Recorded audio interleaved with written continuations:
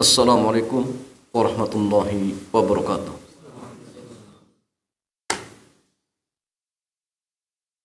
Alhamdulillah wassalatu wassalamu ala rasulillah wa ala alihi wa sahbihi ajma'in, amma ba'd. Ikhwan wa akhwati fillah, alhamdulillah di kesempatan malam yang mulia ini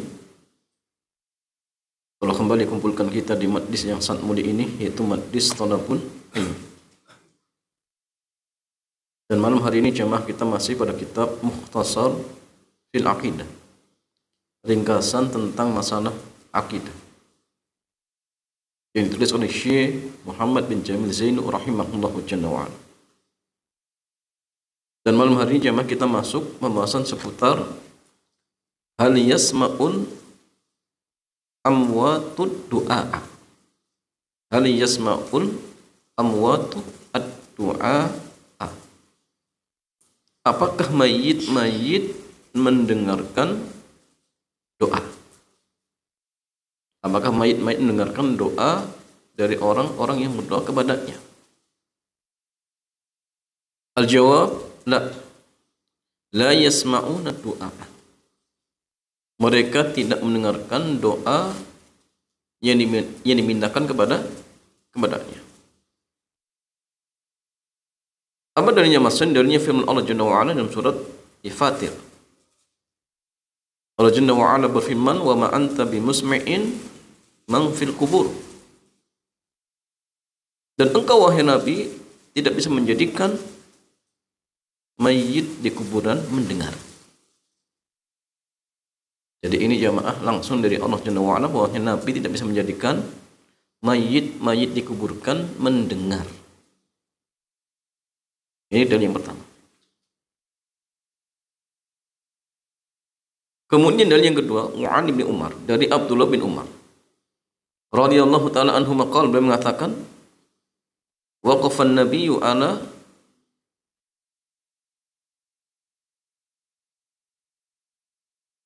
quli bi badrin, ya. Faqala hal wajadtum ma wa'ada rabbukum haqqan. Rasulullah berdiri ala Qulaybi Badrin, ya, di tempatnya, tempat apa nama pembuangan, ya, mayit-mayit atau jenazah dari atau bangkai-bangkai dari orang musyrik. Ya. Maka nu ilqai qatlan musyrikin. Kemudian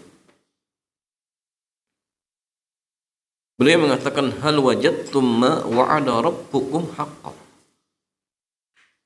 Apakah kalian mendapatkan apa yang telah Rabb kalian janjikan?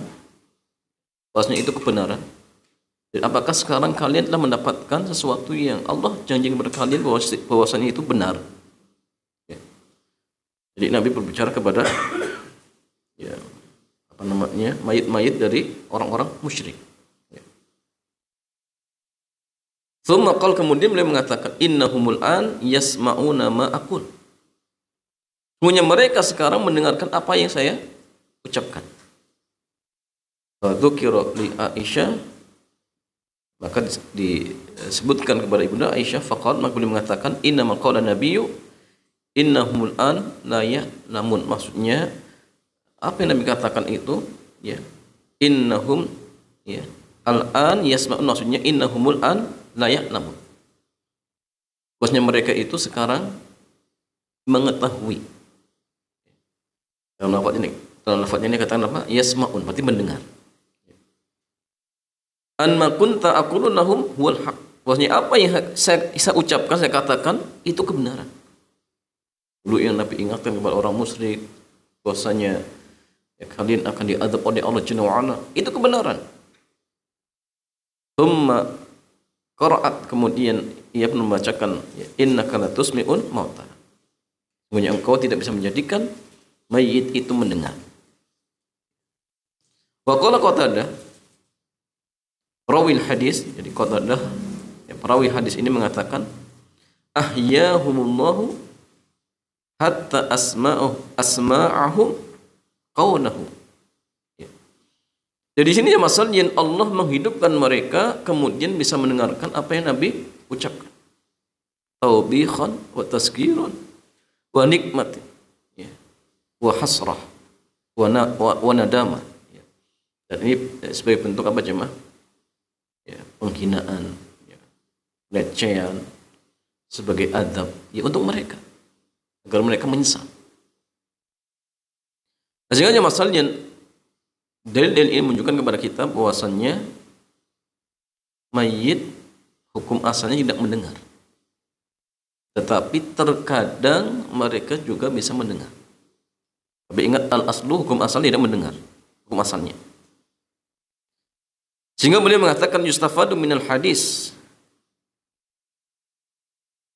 Hadis ini memberikan faidah kepada kita. Yang pertama, inna sima'a qatlal musyrikina mu'aqqatun. Bahwasanya hadis ini menunjukkan bahwa mendengarnya bangkai-bangkai mayit-mayit dari orang-orang musyrik itu mu'aqqat, terikat dengan waktu. Artinya tidak selama-lamanya mendengar, tidak selama-lamanya mendengar cuma. Bidalil qaulihi sallallahu dengan dalil sabda Rasulullah sallallahu innahumul an yasma'un. Sungguhnya mereka sekarang mendengar. Berarti artinya apa? Aslinya tidak mendengar. Aslinya tidak mendengar. Wa mafhumuhu ba'dal ani la yasma'un. Sehingga yang bisa dipahami bahwasanya setelah ini ya enggak mendengar. Li'annahu kama qala Qatadah rawil hadis, kan sebagaimana perkataan Qatadah rawi hadis ini, ahyahumullahu hatta asma'ahum qaulah. Ya, jadi Allah menghidupkan mereka kemudian mereka mendengar apa yang Nabi bicarakan. Sebagai bentuk taubih, ya. Penghinaan, kemudian apa namanya jemaah? Ya, pelecehan, merendahkan. Jadi artinya jemaah, mendengarnya jenazah-jenazah orang-orang kafir itu maksudnya apa? Mu'aqqat, terikat dengan waktu. Hukum asalnya tidak. Hukum asalnya tidak mendengar. Yang kedua, ingkaru Aisyah li riwayat Ibnu Umar. Jadi pengingkaran Ibunda Aisyah terhadap riwayat dari Ibnu Umar. Wa anna nabiyyan lam yakul, bahwasanya Nabi tidak mengatakan yasmaun. Kata Ibnu, oh enggak, Nabi tidak mengatakan yasmaun tapi ya'lamun. Ini kata Ibunda Aisyah. Bal qala innahumul an ya'lamun. Makanya masalahnya ya, ucapan ini berdalil dengan ayat innaka la tusmi'ul mauta. Ya, karena Ibnu Aisyah berdalil dengan ayat firman Allah, sesungguhnya engkau tidak bisa menjadikan mayit itu mendengar.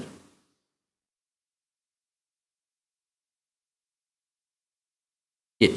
Sehingga masalahnya wa yumkinu tauqif baina riwayat Ibnu Umar wa Aisyah bima yani. Oleh karena itulah ya sikap dalam artian yang tepat ya dari dua riwayat ini jemaah, innal asna huwa adamu sima'in mauta. Jadi hukum asalnya mayit itu enggak mendengar.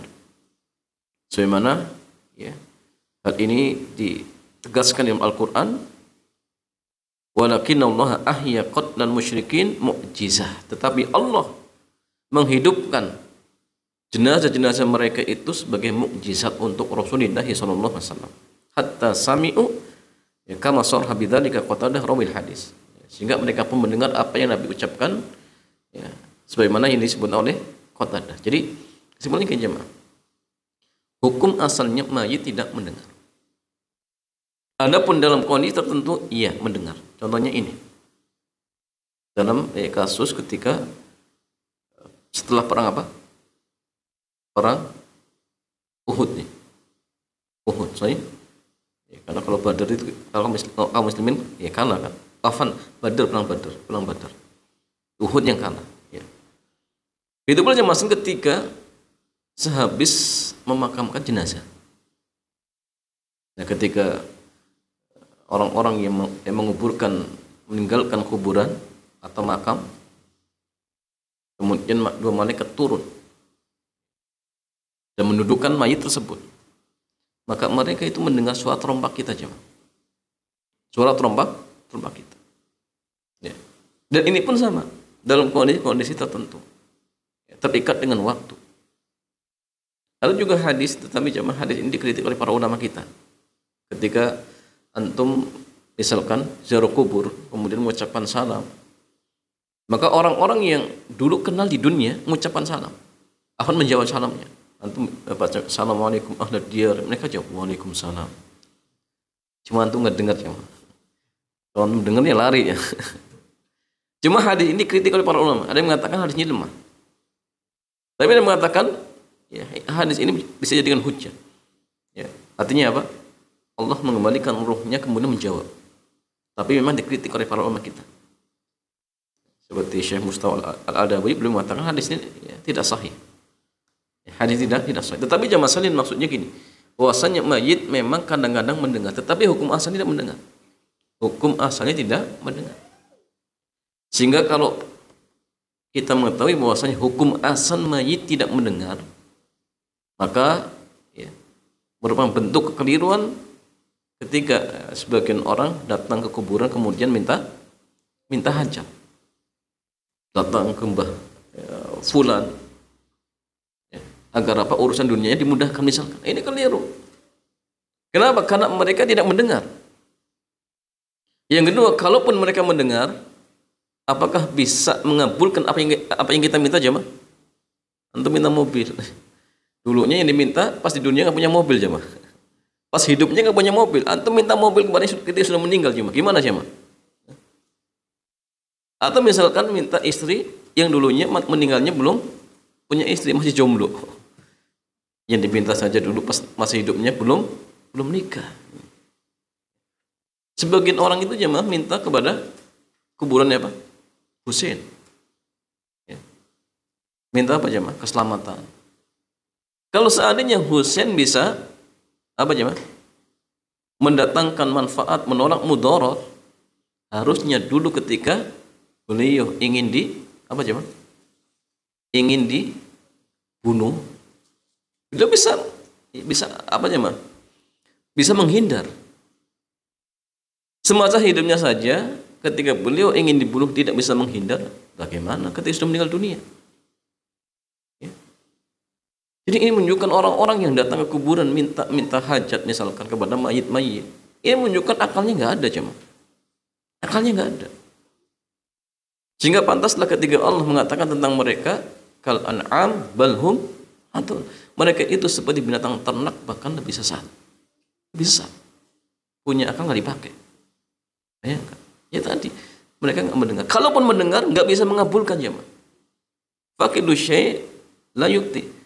Sesuatu yang tidak memiliki sesuatu nggak mungkin bisa memberikan. Apa yang mau diberikan? Mau mobil nggak punya. Ya. Agar melindungi dirinya nggak bisa.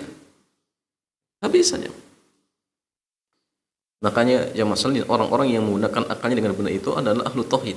Ya ahlu tauhid. Ya kemudian jemaah sekalian ikhwan wa akhwati fillah.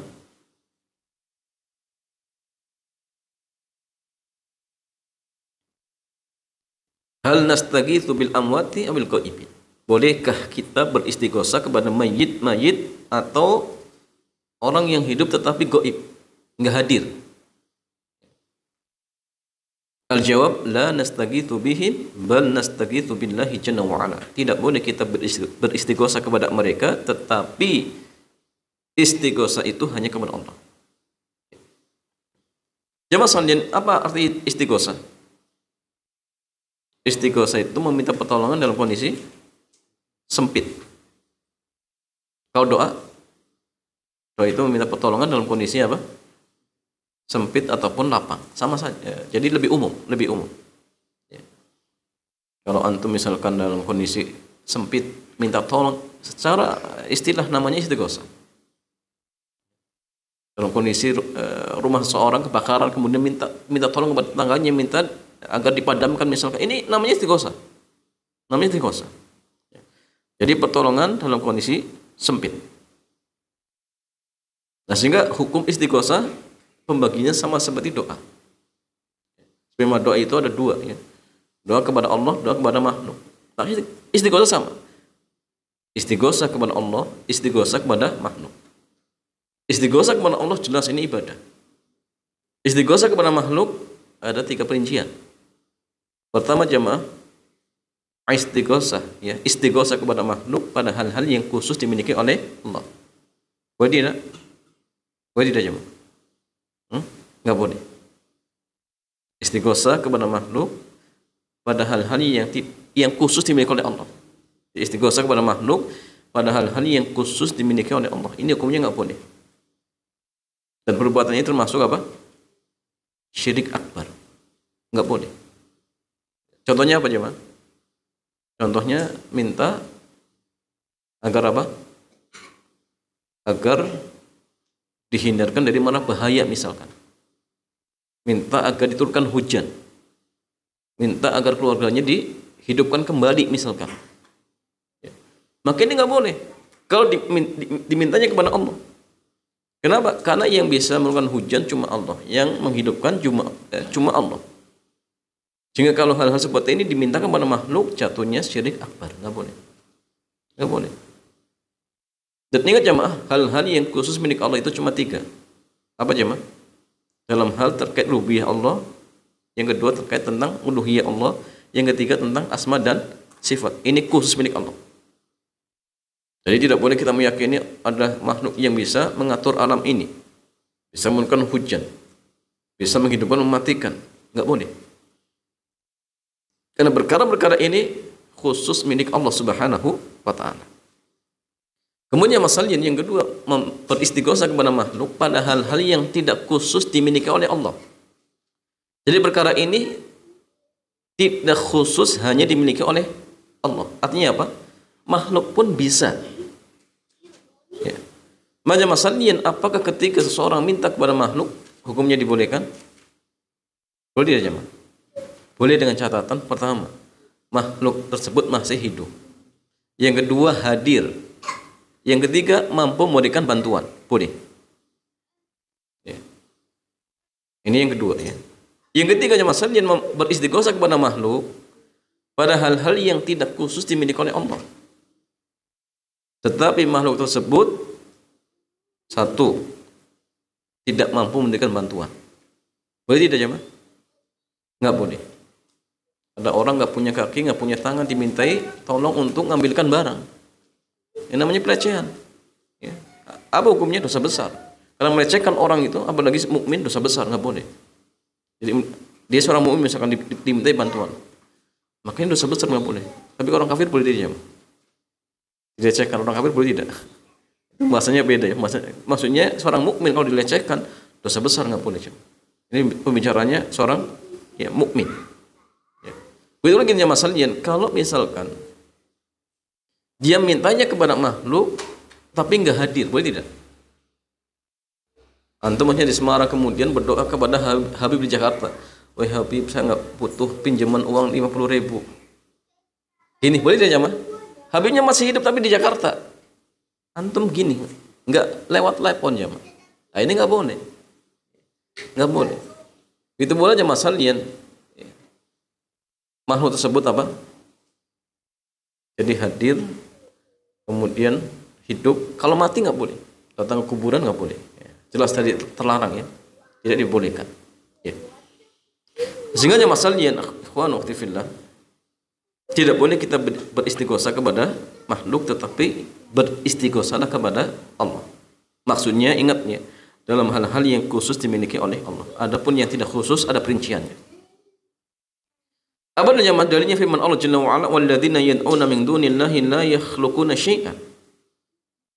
Dan orang-orang yang berdoa kepada Allah yang hakikatnya mereka tidak bisa menciptakan sesuatu apapun. Wa hum yukhlaqun, sedangkan mereka itu diciptakan. Amwatun ghairu ahya'i wa ma yash'uruna ayyana yub'atsun. Jadi mereka itu mayit-mayit, enggak hidup ya. Kemudian dalil yang kedua masalahnya ittastaghitsuna rabbakum fastajaba lakum. Ingatlah ketika kalian beristighosah kepada Rabb kalian, maka Ia mengabulkan apa yang kalian minta. Pula sabda Rasulullah, ya hayyu ya qayyum, wa zat yang maha hidup, yang berdiri sendiri ya, mengatur makhluknya, bi rahmatika astaghits, dengan rahmatmu saya beristighosah. Maka ini jemaah dalil menunjukkan bahwasanya istighosah itu kepada Allah Jalla wa Ala. Dan istighosah itu ibadah. Sehingga ingat tata caranya pun harus sesuai dengan dalil. Ya. Jadi kalau misalkan ada ritual khusus terkait tentang istighosah, ya, maka butuh dalil. Karena sebagian orang itu jamaah, ya kadang-kadang mereka sengaja melakukan istighosah. Ya, kumpulkan masyarakat kemudian istighosah bareng-bareng. Jadi ritualnya sudah disetting jamaah. Sehingga seolah-olah dia membuat tata cara baru. Apakah ini dibolehkan jamaah? Nggak boleh. Apalagi istighosahnya keliru. Sebelumnya tawasul kepada mayit-mayit. Oh, ini tambah parah lagi. Sudah kalau misalkan dalam artian nggak tawasul pun sudah bid'ah, dicampur apa? Syirik. Ya. Tapi yang hadir banyak ya. Yang hadir banyak. Kemarin juga sempatnya acara istighosah itu ramai. Ya. Nah, sehingga jamaah sekalian, antum yang tahu tentang hukum seperti ini sampaikan kepada mereka. Istighosah itu ya sama seperti doa. Jadi nggak perlu dalam artian buat ritual baru bareng-bareng, nggak perlu. Ya, langsung saja minta pada Allah. Dan tidak perlu perantara. Nggak perlu jamaah. Justru dengan menjadikan seperti mayit-mayit sebagai perantara misalkan, nah ini jatuhnya syirik. Kalau ingin tawasul boleh, tawasul tidak masalah. Tapi ingat tawasul itu dibolehkan cuma dengan 3 hal ya. Dengan asma dan sifat Allah, kemudian dengan amal soleh yang pernah kita lakukan, dan yang ketiga dengan orang soleh yang masih hidup itu boleh. Seperti contohnya ketika Umar ya, beristighosah kepada siapa? Kepada Abbas bin Abdul Muthalib. Nah, itu boleh, tidak masalah. Dalam kondisi kekeringan, boleh, tidak masalah.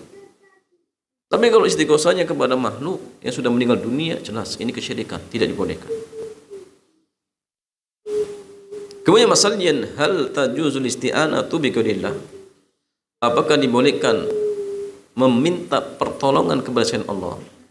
Al-jawab la tajuz. Jawab ya, jawabannya tidak dibolehkan. Ya. Tetapi jemaah sekalian, apakah minta pertolongan kepada selain Allah itu mutlak tidak dibolehkan? Mutlak tidak jemaah. Jawabannya sama. Ada perincian sebagaimana doa. Ya.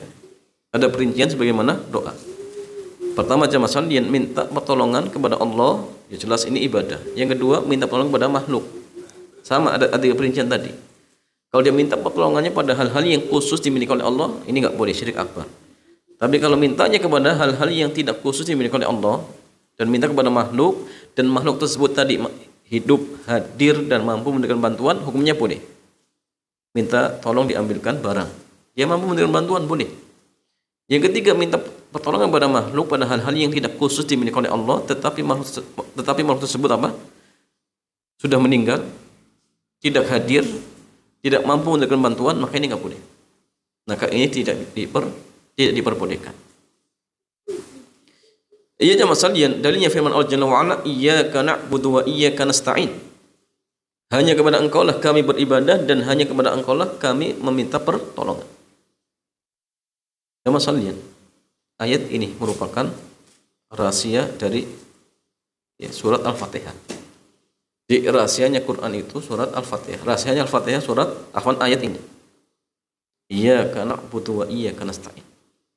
Orang yang paham ayat ini jemaah, nggak mungkin datang ke dukun, nggak mungkin. Nggak mungkin datang ke pawang hujan, nggak mungkin. Kalau dia paham ayat ini. Tapi kenyataannya banyak orang yang berkali-kali membaca ayat ini ternyata nggak paham artinya. Kalau kita perhatikan, iyyaka na'budu wa iyyaka nasta'in. Jadi iyyaka ini maf'ul bih. Asli kalimatnya na'buduka. Kami beribadah kepada Engkau. Kemudian maf'ul bih ini diletakkan di depan. Jadi ada kaidah mengatakan taqdimu ma'haku takhir yufidul hasr. Sahih? Nah. Jadi mendahulukan sesuatu yang haknya di akhir, maka di antara faedahnya apa? Al-hasr. Itu berarti lil ikhtimam. Ya. Untuk pembatasan dan untuk apa? Diperhatikan. Jadi agar diperhatikan. Ya. Sehingga kini masalahnya, ketika kalimat iyyaka yang aslinya di akhir kemudian dikedepankan, itu di antara faedahnya al-hasr, pembatasan. Apa maksudnya? Maksudnya bahwasanya peribadahan itu dibatasi hanya khusus milik Allah. Kalau kita paham. Dari sini sudah cukup. Sebagai hujjah, tidak boleh datang ke dukun. Cuma masalahnya banyak orang nggak paham. Masalahnya banyak orang yang tidak paham. Ya. Beda kalau kalimatnya gini, nak buduka. Mungkin dikasih wawu, nak buduka wal qamara wasyajara wal hajara, masih bisa. Tapi kalau ini nggak bisa. Iyyaka langsung fiilnya. Sudah nggak bisa. Ya memang di antara fungsinya pembatasan. Bahwa ibadah itu hanya kepada Allah. Kemudian wa iyyaka nasta'in sama. Ini juga faedahnya lil hasr, untuk membatasi bahwa permintaan tolong itu hanya kepada Allah. Tetapi maksudnya tadi ya, pada hal-hal yang khusus dimiliki oleh Allah. Minta dilancarkan rezekinya, minta agar dijaga dari mara bahaya, minta kepada Allah. Jangan minta kepada makhluk. Ya, jangan beristighosah kepada makhluk, itu enggak boleh. Itu dibolehkan. Kemudian masalahnya saya mengatakan nahussuka bil ibadati wad du'ai wal isti'anah. Jadi artinya nahussuka bil ibadati wad du'ai wal isti'anah. Kami mengkhususkan untuk engkau bil ibadat, dengan ibadah, doa dan isti'anah. Kemudian Nabi bersabda, "Idza sa'alta fas'alillah wa idza sta'anta fasta'in billah." Apabila engkau meminta sesuatu, maka mintalah kepada Allah. Dan apabila engkau meminta pertolongan, maka mintalah pertolongan kepada Allah. Sehingga ini dari tegas bahwasanya pertolongan atau minta pertolongan itu hanya kepada Allah Subhanahu wa taala. Kemudian masalahnya ikhwan wa akhwati fillah, hal nasta'inu bil ahya. Apakah dibolehkan bagi kita minta pertolongan kepada orang yang masih hidup? Boleh tidak, jemaah? Al-jawab, na'am. Iya, boleh. Fima yaqdiruna alih, pada hal-hal yang mereka mampu. Ingat, pada hal-hal yang mereka mampu untuk memberikan bantuan, boleh. Walaupun nanti ada perinciannya. Terkait tentang hukum minta itu ada perincian. Kalau mintanya misalkan terkait tentang masalah ilmu, insya Allah boleh. Atau minta ilmu boleh. Kalau mintanya terkait dengan harta, boleh dirjam. Ada perinciannya. Hanya dibolehkan orang-orang yang dikecualikan. Ya, seperti orang yang jatuh bangkrut itu boleh. Tapi orang kaya nggak boleh. Orang yang mampu nggak boleh. Seperti contoh misalkan, kalau antum hajatan jamaah, kemudian pasang kotak sumbangan, boleh tidak? Boleh tidak jamaah? Orang lagi walimahan kemudian pasang kotak sumbangan. Boleh? Kalau dia menikahkan anaknya, berarti mampu tidak jemaah? Apalagi pestanya kadang di hotel. Sudah bisa pestanya di hotel, kemudian dikasih kotak, suruh nyumbang. Gimana jemaah? Jadi langsung aja tulisan sumbangan. Kan lebih jelas jemaah. Ya nggak pantas orang kaya minta sumbangan, nggak pantas. Ya. Boleh tidak jemaah ngasih kotak? Silang pendapat. Ada yang mengatakan bahwasanya ini nggak boleh karena babnya minta-minta. Sedangkan dia orang kaya. Ada yang mengatakan babnya hanya memudahkan saja. Karena banyak orang yang ingin membantu, tetapi ya, kalau misalkan tidak diberikan tempat, akhirnya khawatir merepotkan. Ya. Ada yang mengatakan boleh dengan hujah seperti tadi. Tapi kalau Anda lebih condong, jangan hindari. Jangan pakai kotak. Itu paling selamat. Walaupun tadi ada asatidzah yang mengatakan boleh, tapi yang paling selamat jangan. Kalau antum ingin ngasih sumbangan, bukan sumbangan ya hadiah, langsung saja ke orangnya. Salaman kasih, tempel amplop. Dan jamaah sekalian, kalau antum ingin ngasih amplop, ahsannya itu ditulis namanya tidak. Pertanyaan jamaah, amplop itu hadiah atau sedekah jamaah? Hadiah atau sedekah? Hadiah. Kalau hadiah berarti ditulis namanya. Sahih. Kenapa jemaah sekalian? Nabi mengatakan tahabu. Saling memberikanlah hadiah, maka kalian saling cinta mencintai. Bagaimana dia akan cinta kepada antum kalau dirahasiakan? Gimana jemaah? Tulis dari fulan. Ustaz, tapi sumbangan saya cuma 15.000. Ini masalah jemaah. Ya, itu agak dibesarin dikit ya, 100.000 ya, atau 200. Tulis. Karena dengan kita ngasih hadiah, harapannya apa jamaah? Saling cinta mencintai. Nah kalau dirahasiakan ya nggak mungkin. Nggak mungkin jamaah. Kecuali kalau niat antum sedekah, ya rahasiakan. Kalau niatnya ngutangin jamaah, ya sama tulis. Biar dia bisa apa? Balikin. Tapi kalau niatnya hadiah dan ngutangi, tulis. Tapi kayaknya kalau ngutangin sulit ya, kecuali di kampung. Di kampung itu jamaah hadiah tapi apa? Minta dibalas. Jadi ahsannya ditulis kalau memang itu hadiah seperti itu. Ya sehingga tadi ya, kembali terkait hukum minta-minta itu. Kalau minta-mintanya harta ada perincian. Ya. Kemudian kalau minta diambilkan atau meminta bantuan sesuatu bukan harta jemaah. Boleh tidak jemaah? Boleh tidak jemaah? Yang tepat hukumnya makruh. Yang tepat hukumnya makruh. Contoh antum naik kendaraan, cambuknya jatuh, minta tolong, hukum asalnya makruh. Ya, selagi kita masih mampu untuk turun. Itu yang terbaik. Itu yang terbaik. Ya. Jadi jangan dikit-dikit apa minta tolong. Kalau masih bisa dilakukan sendiri, maka lakukan sendiri. Itu yang paling terbaik seperti itu. Ya, kemudian masalahnya, apa dalilnya? Dalilnya firman Allah Jalla wa Ala, wa ta'awanu 'alal birri wat taqwa. Dan tolong-menolonglah kalian di atas kebaikan dan takwa. Wa qala sallallahu alaihi wasallam, wallahu fi aunil abdi makanal abdu fi auni akhihi.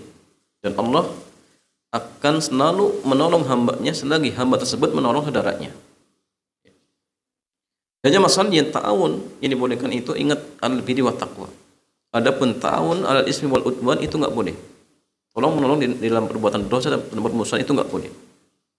Saja masalah tolong menolong di dalam perbuatan dosa dan permusuhan itu ada 4 perincian. Dan hukumnya bisa sama. Pertama jemaah, tolong menolong secara langsung dan diniatkan. Maka hukum orang yang menolong sama seperti orang yang melakukan kemaksiatan tersebut. Contohnya apa? Ada seorang dia punya tetangga peminum khamar.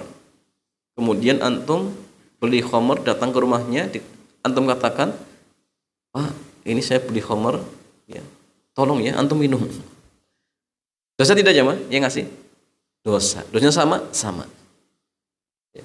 Yang kedua, tolong menolong secara tidak langsung tapi diniatkan. Antum punya tetangga peminum khamar, datang ke rumahnya kasih uang. Niatnya apa? Agar dia beli khamar. Pertanyaan jemaah sekalian, dosanya sama tidak? Sama. Yang ketiga, tolong menolong tidak secara langsung, tolong menolong secara langsung tapi nggak diniatkan. Tolong menolong secara langsung tapi nggak diniatkan. Hukumnya sama tidak jemaah? Sama tidak? Contoh gini, ada seorang dia punya tetangga peminum khamar. Kemudian kita jualan khamar. Niatnya apa? Cari untung. Enggak ada niat untuk membantu mereka, enggak ada. Tapi niat cari untung. Kemudian tetangganya beli. Pertanyaan jamaah saya, yang jualan itu dosa tidak? Dosa tidak jamaah? Tapi enggak ada niat untuk menolong. Niatnya cari untung. Atau orang yang ternak babi, niatnya apa? Cari untung saja. Enggak ada nolong mereka. Saya niatnya ternak babi misalnya. Boleh tidak jamaah? Afan, hukumnya sama tidak? Sama tidak jamaah? Sama. Ya, walaupun apa? Tidak diniatkan, hukumnya sama. Yang keempat, tolong menolong tidak secara langsung dan tidak diniatkan. Hukumnya sama tidak? Sama tidak? Tolong menolong tidak secara langsung dan tidak diniatkan. Sama tidak hukumnya? Tidak sama. Beda. Contoh gini. Ada seorang penjual pisau. Dia jual pisau, ya umum. Siapa saja mau beli, dijual. Ternyata dia pernah jual pisau, ya. Setelah 3 hari terdengar apa berita pembunuhan. Ternyata yang bunuh jemaah kemarin orang yang beli pisau di toko tersebut. Pertanyaan masalah yang jual pisau dosa tidak? Enggak dosa. Kenapa?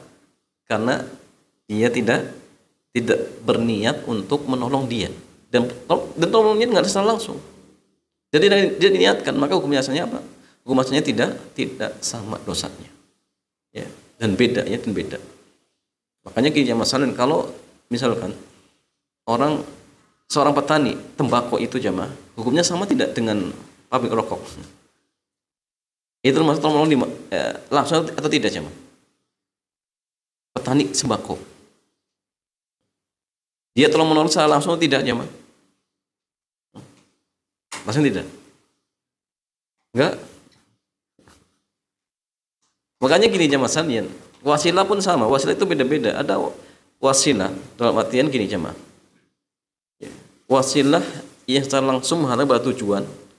Ada wasilah yang kebanyakan ya apa namanya menyampaikan kepada tujuan, itu punya beda. Jadi wasilah yang jelas ya secara langsung ya, apa namanya menghantar kepada tujuan, itu punya sama, jelas. Tapi kalau wasilah yang kebanyakannya bisa menghantar kepada tujuan, hukumnya juga sama. Seperti tadi apa namanya petani sembako, maka jamaah sekalian, orang yang nanam sembako rata-rata untuk apa? Untuk rokok. Hukumnya sama tidak nanam sembako dengan rokok? Sama jamaah. Kayaknya jarang orang tanam sembako untuk apa? Sayuran kan jarang. Apa ada jamaah? Kayaknya nggak ada. Beda kalau anggur. Anggur itu gini jamaah sekalian, buah anggur itu ya, kebanyakannya untuk apa jamaah? Untuk dimakan. Walaupun mungkin ada dia apa namanya tanam anggur kemudian dijadikan khamar, mungkin ada, tetapi kebanyakannya apa? Kebanyakannya untuk dimakan, sehingga hukum seperti ini beda. Nanam anggur dengan alkohol itu beda. Ya, karena ini wasilnya kadang-kadang. Wasilah yang kadang-kadang menghantar pada tujuan, itu hukumnya nggak sama dengan tujuannya, beda. Seperti itu. Ya wallahu ta'ala a'lam bishawab.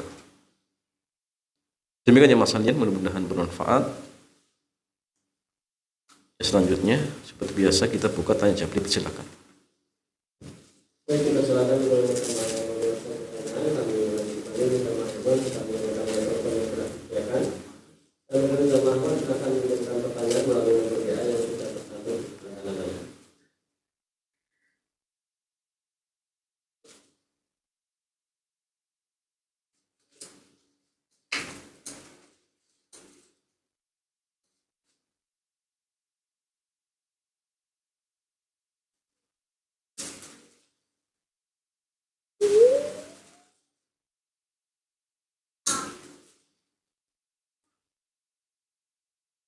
Ya, silakan ya, Mas.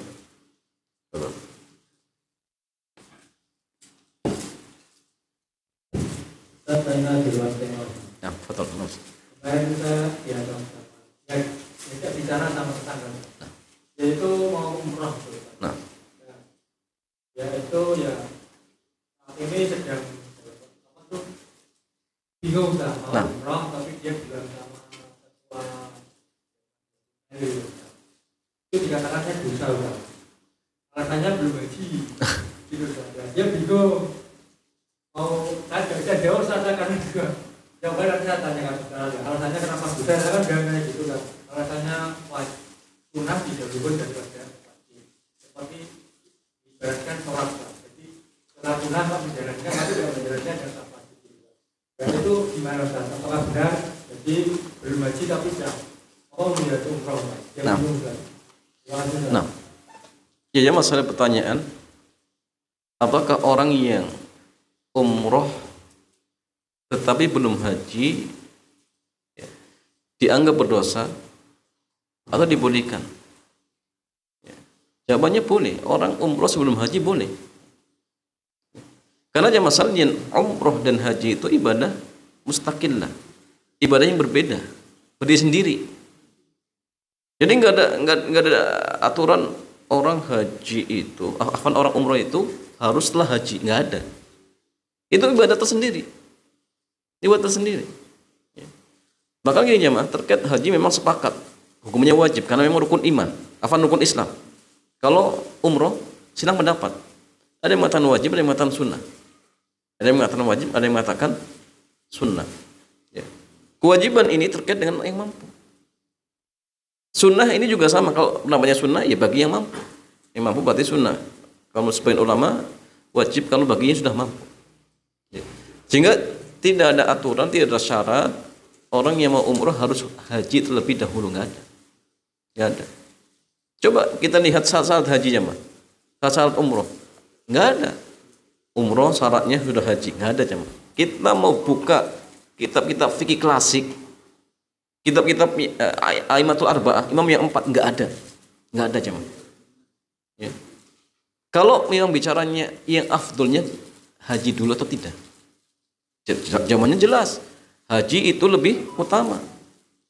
Kalau bicaranya afdolnya, tapi kalau mengatakan nggak sah, ini jadi masalah. Dari mana kau mengatakan umrohnya nggak sah kalau dia belum haji? Itu pertanyaannya, mas, jadi masalah. Itu pula kayaknya masalahnya. Apakah dulu para sahabat ada yang sudah umroh dulu kemudian, atau dalam arti gini, adakah para sahabat yang mereka umroh dulu sebelum haji? Ada tidak jemaah? Atau gini jemaah sekalian,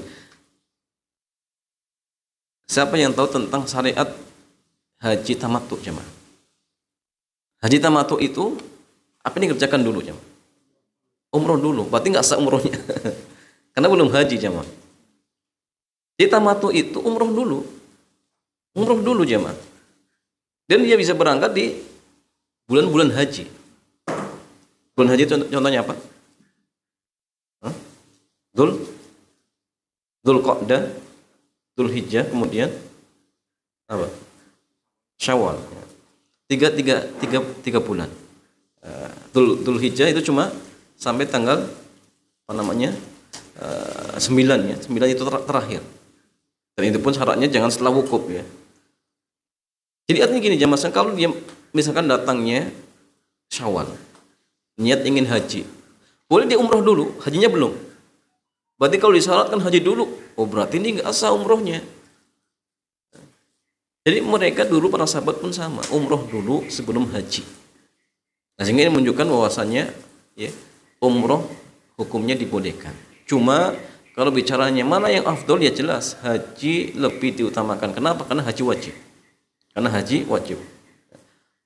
Jadi gini mas, kalau dia punya uang untuk bisa untuk daftar haji yang reguler, misal, tapi berangkatnya nggak tahu.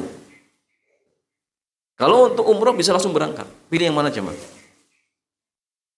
Jawabannya pilih daftar haji. Kenapa? Haji hukumnya wajib, sepakat. Umroh silang mendapat. Maka yang wajib itu lebih didahulukan seperti itu. Ya barangkali gini jemaah, kita daftar haji, kemudian apa? Dengan sebab kita daftar, Allah mudahkan urusan kita. Bisnisnya lancar, kemudian yang awalnya daftar haji reguler, jadinya apa? Plus. Gara-gara kita daftar. Mungkin tidak? Mungkin. Bagi Allah itu mudah. Jadi niatkan haji dulu. Niatkan haji terlebih dahulu seperti itu. Ya. Seperti cerita ada seorang ustadz itu, awal dia haji itu plus. Padahal belum punya rumah. Plus dia. Lah haji, doa, pulang haji berapa tahun kemudian punya rumah. Tapi ingat niat kita bukan untuk itu. Tapi kita yakin ya, dengan kita melakukan ibadah haji, insyaallah Allah memudahkan urusan dunia kita seperti itu. Wallahu ta'ala a'lam bishawab.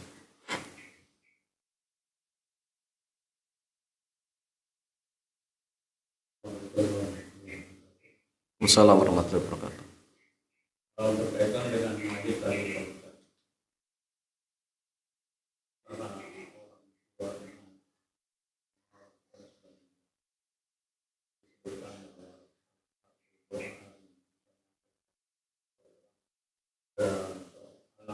Soleh. apakah ini juga termasuk yang tidak bisa didengar oleh Nah.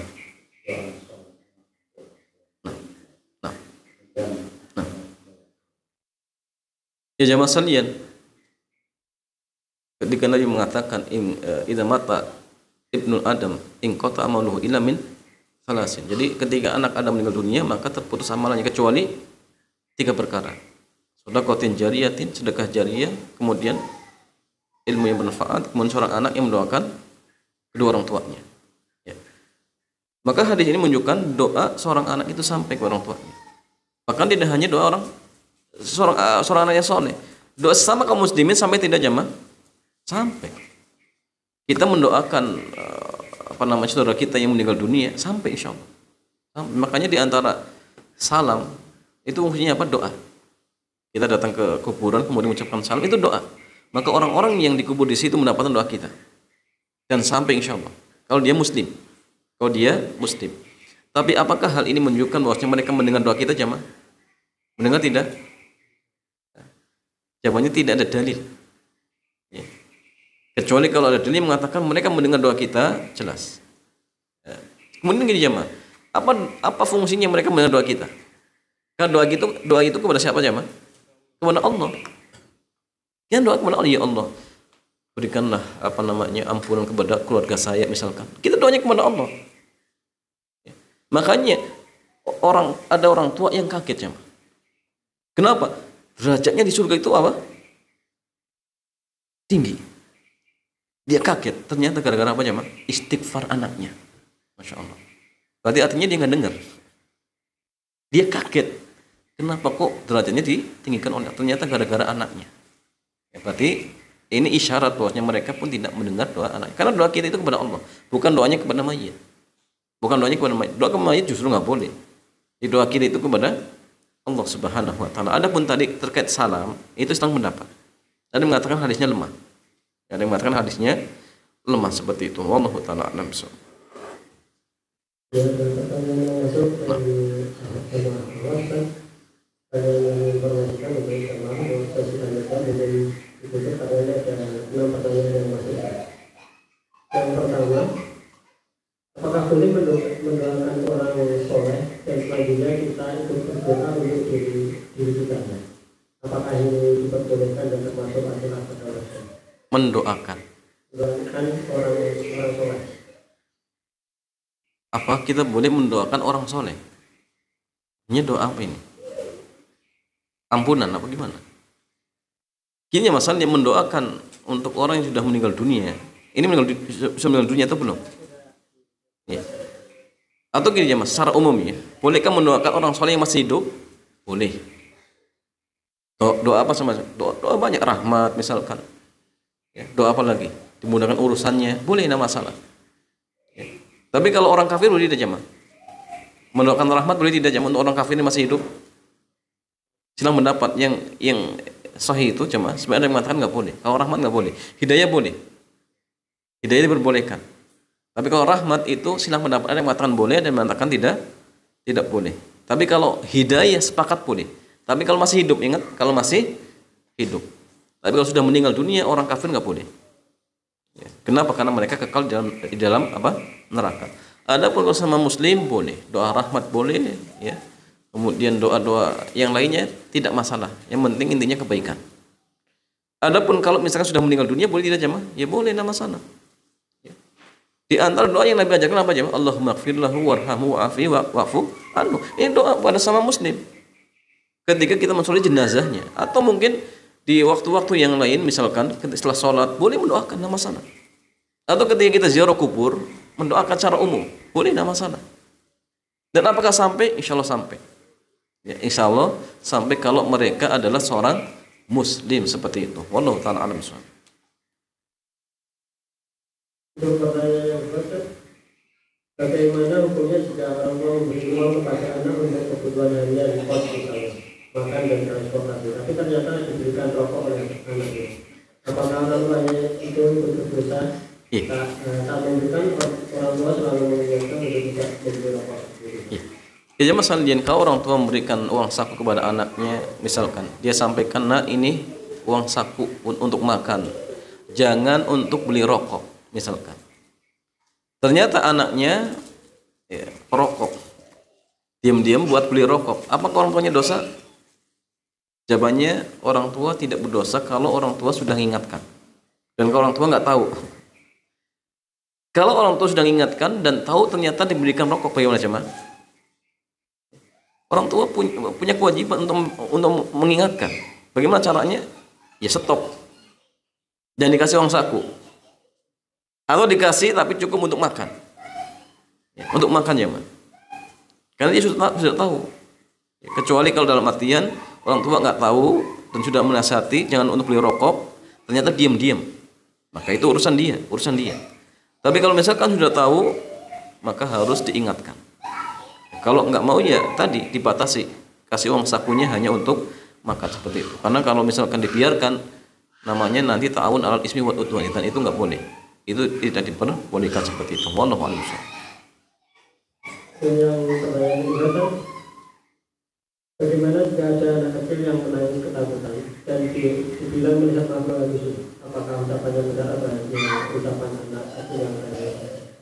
Jadi yang ngomong lihat makhluk halus dia sendiri. Ya. Jadi masalahnya seorang anak yang mengatakan bahwasannya dia melihat makhluk halus. Apa ucapannya dibenarkan? Dilihat. Kalau anak ini dalam artian sudah tamyiz atau sudah balik, dalam artian sudah nalar, kemudian mengucapkan dengan kejujuran, mungkin bisa kita benarkan. Mungkin bisa kita benarkan. Tapi kalau anak ini dalam artian belum tamyiz, ya mungkin apa? Ya mungkin bisa bohong, mungkin bisa ini, maka nggak perlu. Ya. Jadi kalau sudah tamyiz, sudah balik, mungkin, ya, mungkin jamaah. Kenapa? Karena jin kadang-kadang apa? Menampakkan apa? Diri. Contohnya ketika Abu Hurairah diperintahkan untuk menjaga harta zakat. Datang seorang nyuri harta zakat, ditangkap. Ya, kemudian mereka untuk apa? Minta apa? Dilepaskan. Hanya dilepaskan. Kemudian Nabi Abu Hurairah mengabarkan Nabi mengatakan besok malam nanti datang lagi. Ternyata datang lagi. Tangkap lagi. Kemudian sama ngereng-ngereng minta dilepaskan. Ya, hanya dilepaskan. Kemudian Abu Hurairah datang lagi kepada Nabi. Kata Nabi, malam lagi datang. Akhirnya ketiganya jamaah sekalian, Abu Hurairah berniat nggak akan dilepaskan. Ya, akhirnya benar nyuri lagi, ditangkap. Ya, mereka nggak mau dilepaskan. Akhirnya jin itu apa? Memberikan apa namanya? Apa bahasa kitanya? Embel-embel ya. Kalau kamu mau melepaskan saya ajari doa yang dengan doa tersebut saya nggak akan datang lagi. Diajarkan ayat kursi. Kemudian ya, setelah diajarkan dilepas. Ya, akhirnya besok paginya datang ke Nabi mengatakan apa yang diajarkan itu benar, tetapi dia pendusta. Ya. Jadi dari sini ya artinya bahwasanya memang kadang-kadang orang melihat jin, tetapi ingat tidak dengan wujud aslinya. Tidak dengan wujud aslinya. Yang bisa melihat wujud aslinya siapa jemaah? Rasulullah. Adapun kita nggak bisa. Nggak bisa jemaah. Ya kadang mungkin melihat dengan wujud seperti manusia, kadang orang yang baru meninggal dunia, ya ada tangganya baru meninggal malam-malam lihat dia. Itu mungkin jin. Tujuannya apa? Membuat fitnah. Saya jemaah. Atau mungkin dengan suara-suara seperti kejadian ketika Fathul Mekah jemaah. Setelah Fathul Mekah. Ya, setelah Mekah ditaklukkan kemudian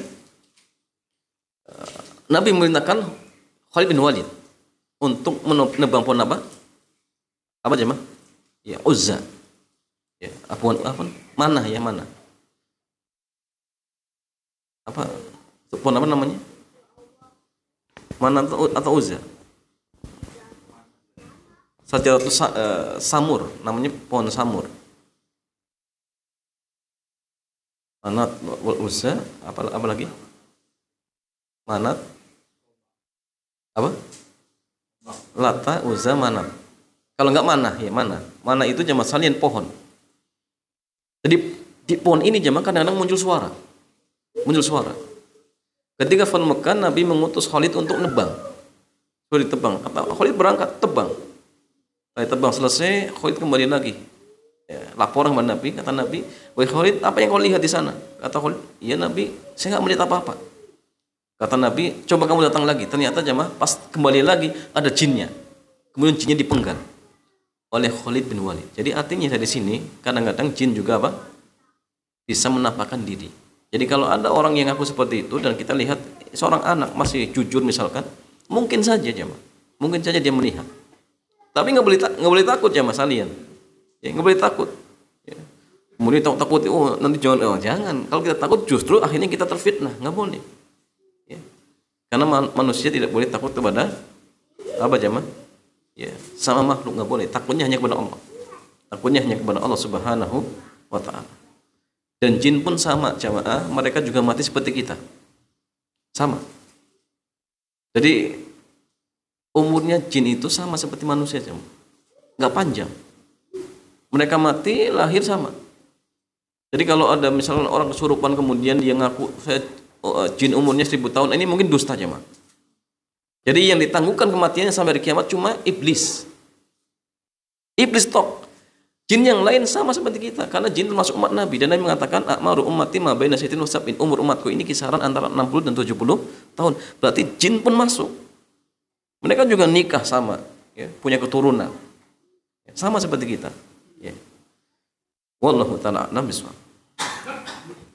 Pertanyaan selanjutnya, Pak.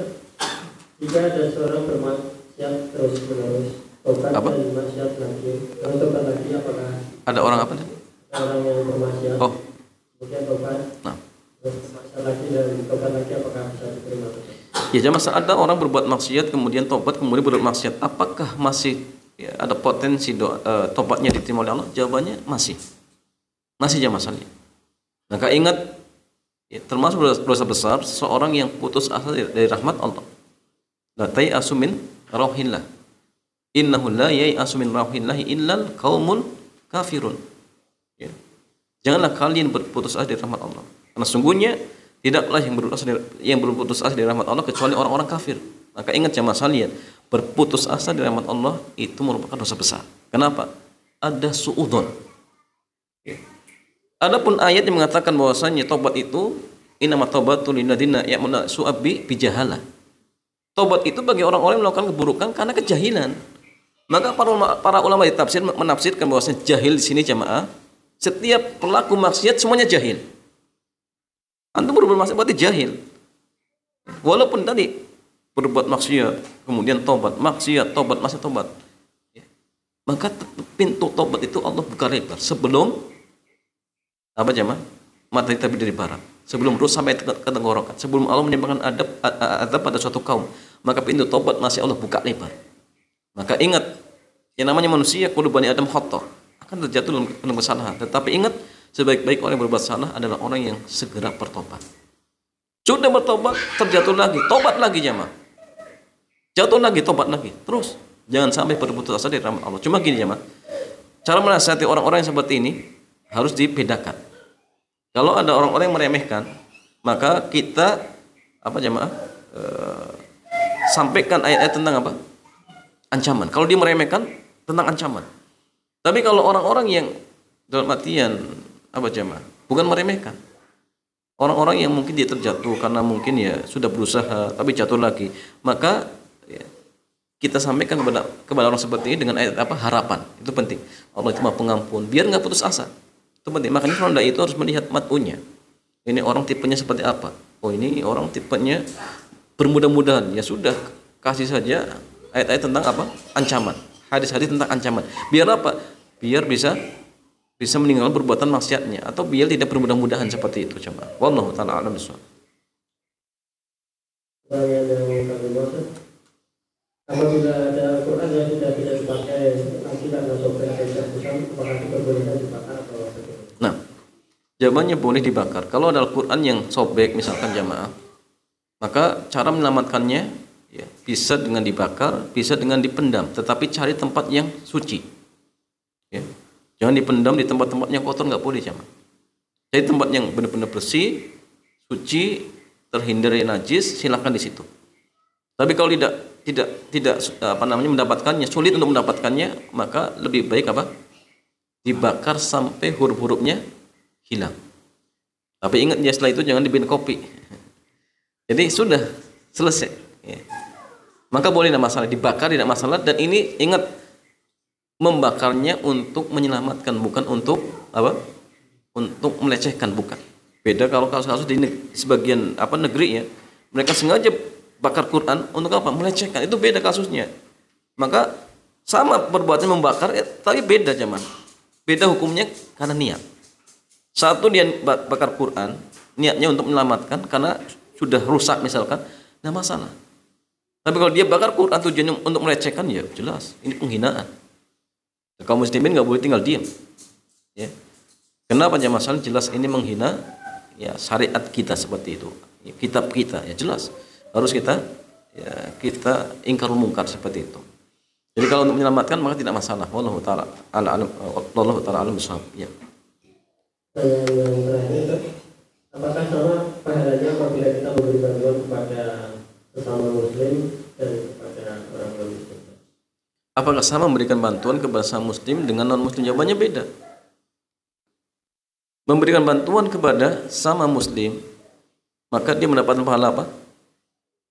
Berbuat ihsan kepada sama manusia. Yang kedua, berbuat ihsan kepada sama muslim. Yang ketiga, mungkin saja membantu dia untuk mudah beribadah kepada Allah. Jadi pahalanya akan berlipat-lipat. 12 beda. Sama muslim aja beda. Dia muslim tapi bukan kerabat. Satunya dia muslim tapi kerabat. Maka dengan memberikan bantuan kepada muslim yang kerabat, pahalanya lebih berlipat-lipat. Maka di sini jamaah sekalian, pentingnya bagi kita untuk cerdas ketika beramal. Ya. Bentuknya sama, hadiah yang sama, tetapi bisa berbeda pahalanya. Kapan jamaah sekalian? Ketika kita tahu ilmunya. Kita punya uang 1 juta. Biar kita mendapatkan pahala lebih, bagaimana jamaah? Salurkan pada tempatnya yang tepat. Contoh misalkan untuk apa? Untuk wakaf, ya, untuk membiayai misalkan anak-anak yang lagi belajar di pondok misalkan. Ini mungkin lebih besar manfaatnya daripada mungkin hanya sekedar untuk apa jamaah? Ya untuk hal baik juga, tetapi manfaatnya enggak mengalir misalkan. Nah, sehingga di sini sekali lagi jamaah, seorang muslim ketika beramal butuh cerdas, ya butuh cerdas seperti itu. Wallahu ta'ala a'lam bissawab.